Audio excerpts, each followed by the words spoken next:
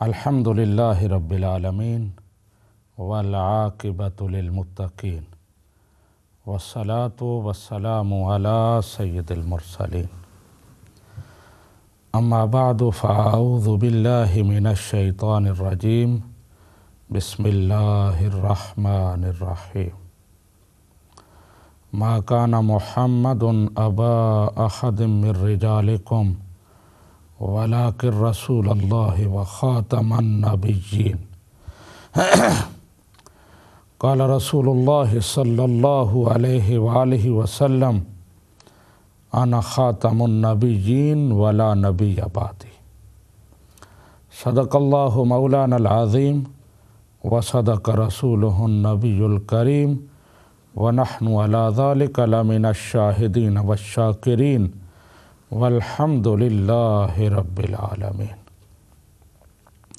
سامعین و ناظرین، السلام علیکم ورحمۃ اللہ وبرکاتہ۔ پروگرام عقیدہ ختم نبوت جان ایمان کے ساتھ محمد دین سیالوی آپ کی خدمت میں حاضر ہے۔ ہر پروگرام کے شروع میں یہی آیہ کریمہ اور یہی حدیث مبارکہ آپ کی خدمت میں پیش کرتا ہوں جو آج میں نے پیش کی ہیں، اور یہی آیا، یہی حدیث پاک ہمارے اس پروگرام کا عنوان ہے، موضوع ہے، اسی پر اور اس کے متعلقات پر ہم بحث کرتے ہیں۔ اس پروگرام میں کئی ٹاپک ڈسکس ہوئے ہیں، ہو رہے ہیں، اور انشاءاللہ تبارک و تعالی ہوتے رہیں گے، لیکن آپ نے تکبیر ٹی وی پر اشتہار دیکھا ہوگا، سنا ہوگا کہ یہ ہفتہ آج سیٹرڈے سے لے کر آنے والے فرائیڈے تک پورے 7 دن تکبیر ٹی وی ہفتہ ختم نبوت منا رہا ہے، اور اس ہفتہ منانے کی بیک گراؤنڈ بھی وہاں اعلان میں آپ کو بتائی گئی ہے کہ اگست کا مہینہ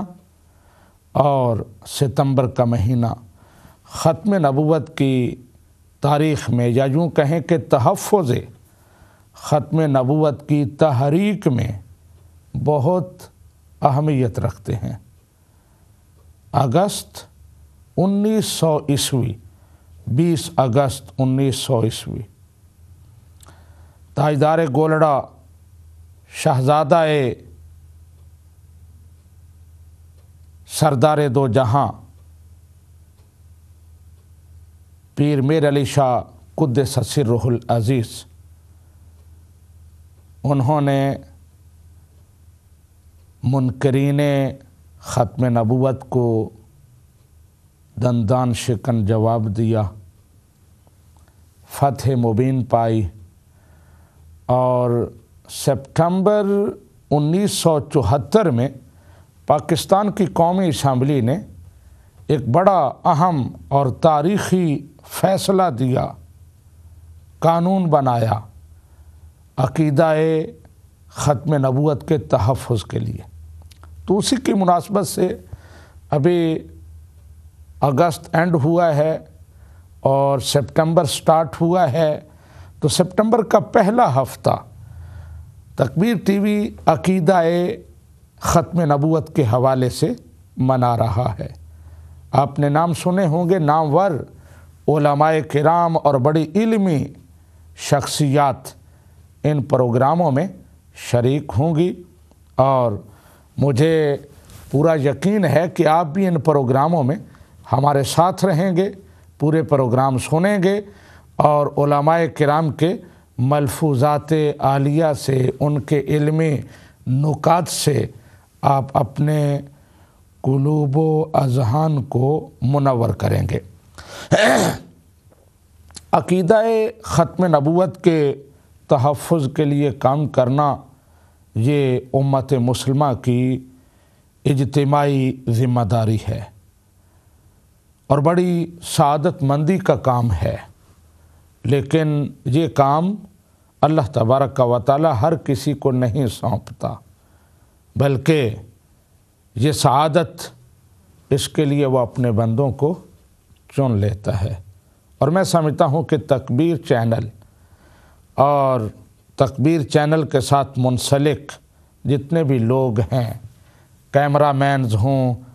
کنٹرول روم میں کام کرنے والے ہوں، تکبیر چینل کی انتظامیہ، تمام اس سعادت مندی سے مشرف ہو رہے، نبوت کی نشر و اشاعت کریں اور اس کے حوالے سے پھیلائے جانے والے شکوک و شبہات کا جواب دیں اور عوام امت مسلمہ کو اویئرنیس دیں، بیداری دیں۔ اللہ تبارک و تعالی تکبیر چینل کی یہ محنت اپنی بارگاہ میں قبول فرمائے،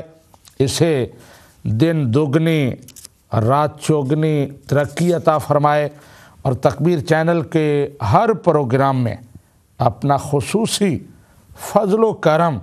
شامل حال فرمائے۔ جیسے میں نے عرض کیا کہ یہ پورا ہفتہ ہم عقیدہ ختم نبوت کے طور پر منا رہے ہیں۔ نبی رحمت صلی اللہ علیہ وآلہ وسلم کے تاج ختم نبوت کے تحفظ کے لیے اور علم ختم نبوت کو بلند کرنے کے لیے یہ ہفتہ وقف ہوگا۔ ویسے تو پورا سال تکبیر چینل یہ آواز بلند کرتا رہتا ہے، لیکن خصوصی طور پر یہ ہفتہ ان دو تاریخی واقعات جن کا میں نے ذکر کیا ہے ان کی یاد کو تازہ کرنے کے لیے منایا جا رہا ہے۔ آج کا پروگرام بھی اسی سلسلہ کی کڑی ہوگی، جو ہمارا گفتگو کا سلسلہ چل رہا تھا اس کو میں روک کے آج اس نئے یعنی اس ہفتے کا جو پروگرام ہے اس کا آغاز کر رہا ہوں، اور آغاز کر رہا ہوں نبی رحمت صلی اللہ علیہ وآلہ وسلم کی ان عظمتوں، ان شانوں اور ان محامد و محاسن کے بیان سے جو اللہ تبارک و تعالی نے آپ کو عطا فرمائے ہیں۔ میں آج کی گفتگو میں آپ کو بتاؤں گا کہ اللہ تعالیٰ نے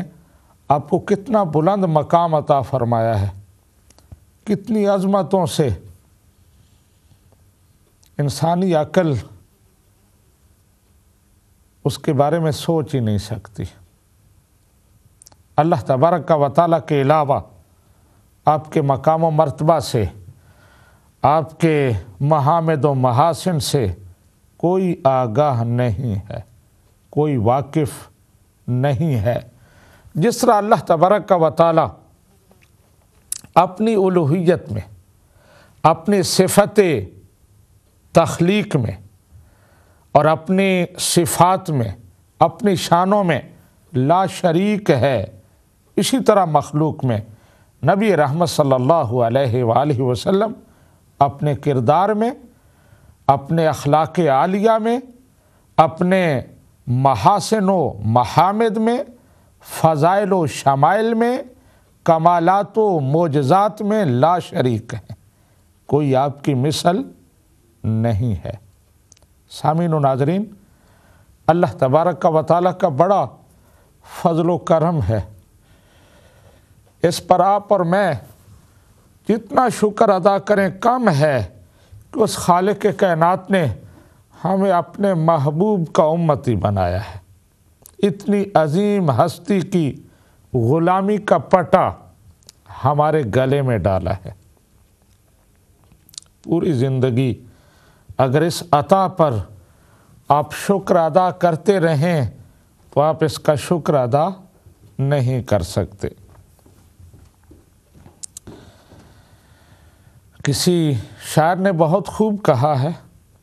کہتا ہے کہ ناز کر اپنی قسمت پہ اے نوع بشر،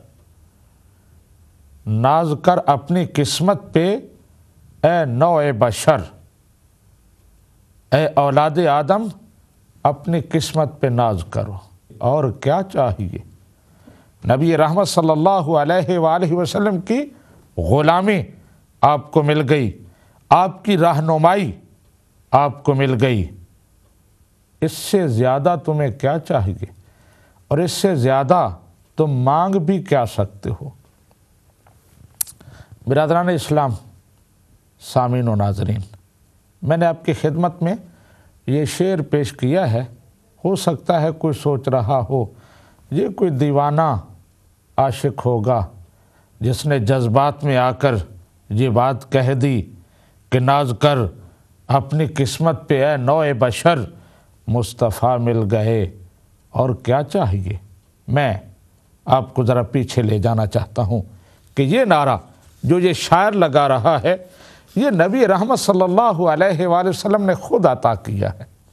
آپ نے خود بتایا کہ اے انصار اپنی قسمت پہ ناز کرو،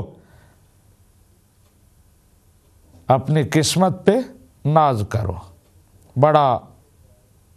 ایمان افروز واقعہ ہے جو آپ کی خدمت میں اپنے سامعین و ناظرین کو پیش کرنے لگا ہوں۔ ایمان افروز بھی ہے اور بڑا مستند بھی ہے۔ سیرت کا واقعہ کہ جب نبی رحمت صلی اللہ علیہ وآلہ وسلم کو اللہ تبارک و تعالی نے فتح مکہ عطا فرمائی، حنین کے مقام پر آپ کو فتح ہوئی، تو اللہ تبارک و تعالی نے آپ کو بے پناہ مال غنیمت عطا فرمایا۔ اب جب آپ مال غنیمت تقسیم فرمانے لگے تو آپ نے ترجیح دی ان لوگوں کو جو ابھی دائرہ اسلام میں داخل ہوئے تھے۔ انصار اور مہاجرین وہ تو آپ کے جان نثار تھے، انہوں نے تو اسلام کے لیے سب کچھ قربان کیا تھا، لیکن مکہ کے وہ لوگ، قریش کے وہ سردار جنہوں نے فتح مکہ کے بعد اسلام قبول کیا تھا، ان کو آپ نے نوازنا چاہا تالیف قلوب کے طور پر۔ آپ نے ان کو بہت سارا مال غنیمت عطا فرمایا، انصار کو، مہاجرین کو زیادہ مال نہیں دیا۔ تو بشری تقاضوں کے مطابق انسان ہے، اس کے اندر اللہ تبارک و تعالی نے یہ تقاضے رکھے ہیں۔ انصار کے دلوں میں ایک خلش پیدا ہوئی، ایک وسوسہ پیدا ہوا، اور عرض کرنے لگے یغفر اللہ لرسول اللہ صلی اللہ علیہ وآلہ وسلم یؤتی قریشا ویترکنا وسیوفنا تقطر من دمائہم۔ اللہ تبارک و تعالی رسول اللہ صلی اللہ علیہ وآلہ وسلم سے درگزر فرمائے، وہ سارے خزانے قریش کو دے رہے ہیں، ان کو ہم پر ترجیح دے رہے ہیں، ہمیں نظر انداز کر رہے ہیں، حالانکہ یہ وہی قریش ہیں، یہ وہی مکہ والے ہیں جنہوں نے آپ سے جنگیں کی تھیں، اور ہماری تلواروں سے آج بھی ان کا خون بہہ رہا ہے۔ ہم نے آپ کو ڈیفینڈ کیا تھا، لیکن آپ اہل مکہ کو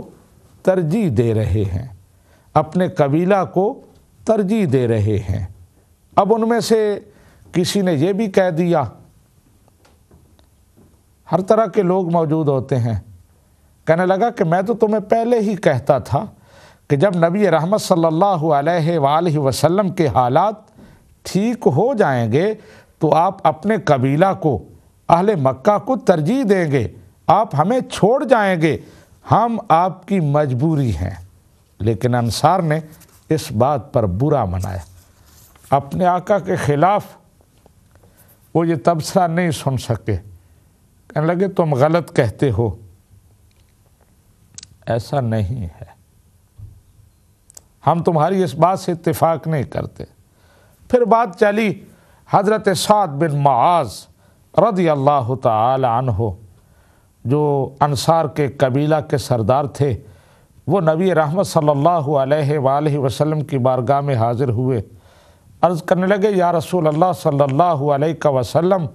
انصار میں اس طرح کی آوازیں اٹھ رہی ہیں، اس طرح کی باتیں ہو رہی ہیں کہ آپ قریش کو ہم پر ترجیح دے رہے ہیں، آپ ہمیں نظر انداز کر رہے ہیں۔ نبی رحمت صلی اللہ علیہ وآلہ وسلم نے پوچھا سعد تمہارا کیا خیال ہے؟ عرض کرنے لگے یا رسول اللہ صلی اللہ علیہ وسلم میں بھی اسی قوم کا ایک فرد ہوں، میرا بھی وہی خیال ہے جو میری قوم کا خیال ہے۔ نبی رحمت صلی اللہ علیہ وآلہ وسلم نے حالات کی نزاکت کو بھانپتے ہوئے حضرت سعد کو حکم دیا کہ اے سعد، تمام انصار کو فلاں چھپر کے نیچے، فلاں شیڈ کے نیچے جمع کرو، جب سارے جمع ہو جائیں تو پھر مجھے اطلاع دینا۔ حضرت سعد بن معاذ نے تمام انصار کو جمع کیا، اپنی قوم کو، اپنے قبیلہ کو جمع کیا اور کہا کہ کوئی انصار کے علاوہ، ہمارے قبیلہ برادری کے علاوہ جہاں نہ ہو، سارے چلے جائیں، نبی رحمت علیحدگی میں ہم سے کوئی بات کرنا چاہتے ہیں۔ جب سارے جمع ہو گئے تو نبی رحمت صلی اللہ علیہ وآلہ وسلم کی بارگاہ میں حاضر ہوئے، عرض کی یا رسول اللہ صلی اللہ علیہ وسلم تمام غلام حاضر ہیں، آپ تشریف لائیں، آپ کیا ارشاد فرمانا چاہتے ہیں؟ نبی رحمت صلی اللہ علیہ وآلہ وسلم تشریف لائے، فرمایا اے انصار، میں نے سنا ہے تم اپنے دلوں میں کوئی خلش محسوس کر رہے ہو، کسی وسوسہ نے تمہارے دلوں میں جنم لیا ہے، سنو الم آتکم دلالا فہداکم اللہ بی، تمہیں یاد نہیں ہے کہ جب میں تمہارے پاس آیا تھا تو تم گمراہ تھے، تم بھٹک رہے تھے، تم اندھیرے اور تاریک راستوں پر چل رہے تھے، اللہ تبارک و تعالیٰ نے میرے وسیلہ سے تمہیں ہدایت کا راستہ عطا فرمایا۔ وَآلَةً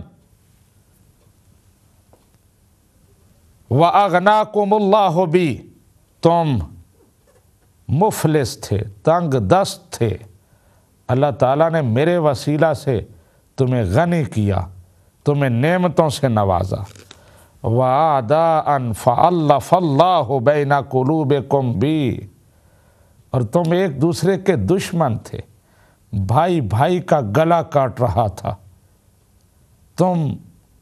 باہم لڑ رہے تھے، اللہ تعالیٰ نے میرے وسیلہ سے تمہیں باہمی محبت عطا کی، تمہارے دلوں میں الفت پیدا کی، تم اس احسان کو بھول گئے ہو۔ نبی رحمت صلی اللہ علیہ وآلہ وسلم نے جب یہ ارشاد فرمایا تو تمام انصار کی چیخیں نکلنے لگی، عرض کرنے لگے اللہ ورسولہ امن و افضل،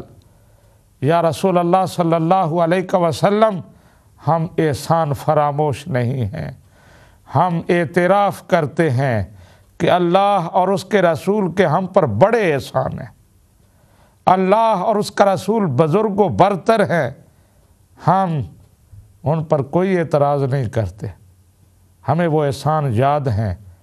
ہمیں اپنی غلطی کا احساس ہو گیا ہے، ہم نے جو سوچا ہم نے غلط سوچا۔ اب انصار نبی رحمت صلی اللہ علیہ وآلہ وسلم کے سامنے سر جھکائے بیٹھے ہیں، لیکن آقا دو عالم صلی اللہ علیہ وآلہ وسلم جس طرح دوسروں کو تعلیم دیتے ہیں کہ کسی کا احسان نہ بھولو، اسی طرح آپ بھی کسی کا احسان بھولنے والے نہیں تھے۔ آپ نے فوراً فرمایا الا تجیبون یا معشر الانصار، اے انصار تم اتنے پیچھے کیوں ہٹ رہے ہو، کیوں پریشان ہو رہے ہو، کیوں گھبرا رہے ہو، مجھے تم جواب کیوں نہیں دیتے؟ تم میرے ان احسانات کا جواب دے سکتے ہو، تمہارے پاس بھی بہت کچھ ہے کہنے کو۔ عرض کرنے لگے یا رسول اللہ صلی اللہ علیہ وسلم ہم کیا بولیں گے، ہم آپ کے غلام ہیں، ہم نے اپنا سب کچھ آپ کے ہاتھ میں بیچ دیا ہے، آپ کے ہاتھ میں ہاتھ دیا ہے، اللہ اور اس کے رسول کے ہم پر احسانات ہیں، ہم کیا بول سکتے ہیں، ہمارے پاس کیا ہے کہنے کو؟ نبی رحمت صلی اللہ علیہ وآلہ وسلم نے فرمایا اے میرے غلامو، اگر تم یوں کہو تو تم سچ کہو گے، دنیا تمہاری تصدیق کرے گی، تم مجھے کہہ سکتے ہو اتیتنا مکذبا فصدقناک، یا رسول اللہ دنیا تمہیں جھٹلا رہی تھی، تم ہمارے پاس آئے، ہم نے تمہاری تصدیق کی۔ مخذولا فنصرناک، دنیا آپ کو چھوڑ گئی تھی، آپ اکیلے تھے، ہم نے آپ کی مدد کی۔ وطریدا فآویناک، اہل مکہ نے، آپ کے قبیلہ والوں نے آپ کو آپ کے شہر سے نکال دیا تھا، ہم نے آپ کا ہاتھ پکڑا، آپ کو پناہ دی، مالی معاونت کی، آپ کے دفاع کو مضبوط کیا۔ تم یہ کہہ سکتے ہو۔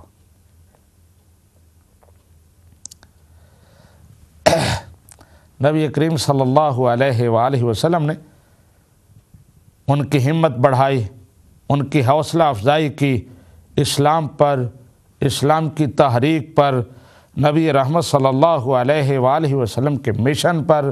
جو ان کے احسانات تھے وہ ان کو یاد دلائے، اور پھر آپ نے ارشاد فرمایا کہ اے میرے پیارے انصار، تم چھوٹی سی بات پر مجھ سے ناراض ہو رہے ہو، تم دنیاوی چیزوں کی وجہ سے میرے بارے میں اپنے دلوں میں خلش محسوس کر رہے ہو، تم اس بات پر خوش نہیں ہو کہ لوگ بھیڑ اور بکریاں لے کے جائیں، اونٹ لے کے جائیں، اور تم اللہ کے رسول کو اپنے ساتھ لے کے جاؤ۔ تم اپنی قسمت پر ناز نہیں کرتے، میں اہل مکہ کو بکریاں دے رہا ہوں، میں ان کو بھیڑیں دے رہا ہوں، میں ان کو اونٹ دے رہا ہوں، لیکن میں تمہارے ساتھ جا رہا ہوں۔ سامعین و ناظرین، یہ پورا واقعہ میں نے آپ کو اس جملہ کے لیے سنایا تھا کہ یہ جو شاعر نے کہا، ناز کر اپنی قسمت پر اے نوع بشر،